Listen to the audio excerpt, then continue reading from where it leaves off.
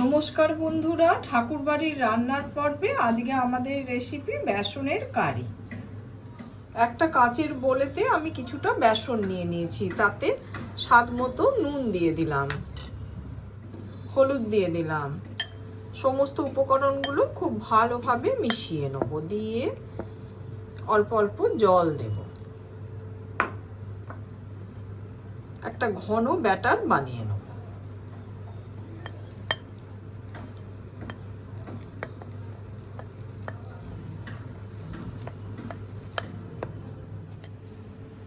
কড়াইতে vegetable oil ঢেলে নিচ্ছি।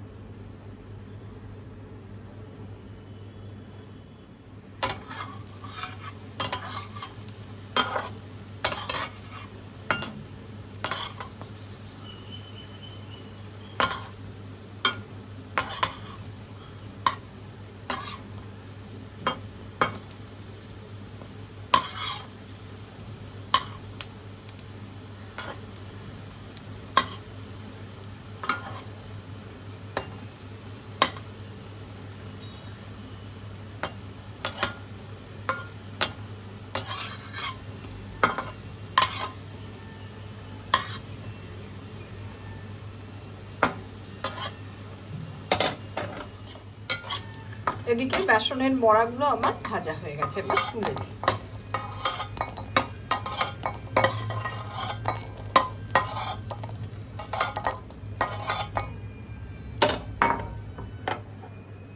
ওই একইভাবে বাকি বড়াগুলো আমরা ভেজে নেব।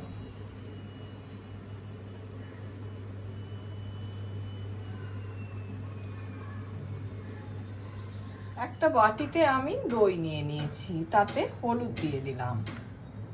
এবার বেসন দিয়ে দিচ্ছি।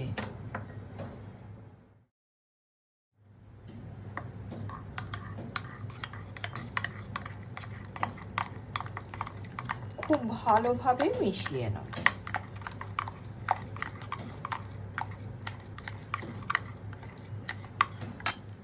এবার আমি আদা রসুনের রস দিয়ে দিলাম। খুব ভালোভাবে মিশিয়ে নেব।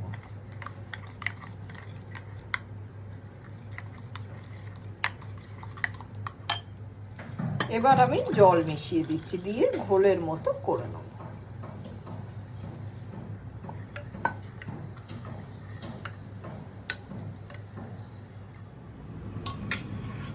কড়াইতে 1 চামচ ঘি দিয়ে দিলাম।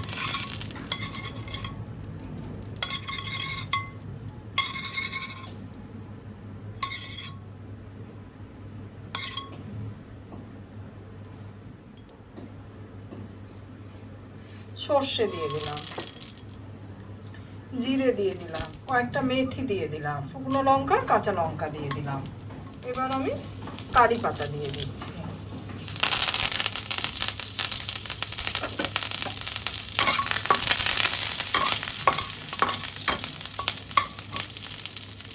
এবার যে ঘোলটা বানিয়ে রেখেছিলাম সেটা দিয়ে দিচ্ছি। স্বাদ মতো নুন দিয়ে দিলাম, খুব সামান্য একটু চিনি দিলাম। এবার ঘোলটা কিন্তু আমরা ক্রমাগত নেড়ে যাব।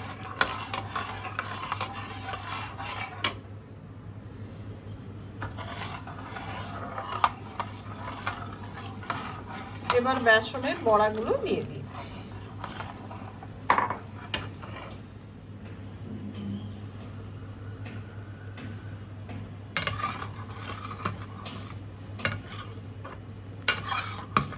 বেসনের কারি প্রায় আমাদের রেডি হয়ে এসেছে, গ্রেভিটা ঘন হয়ে গেছে।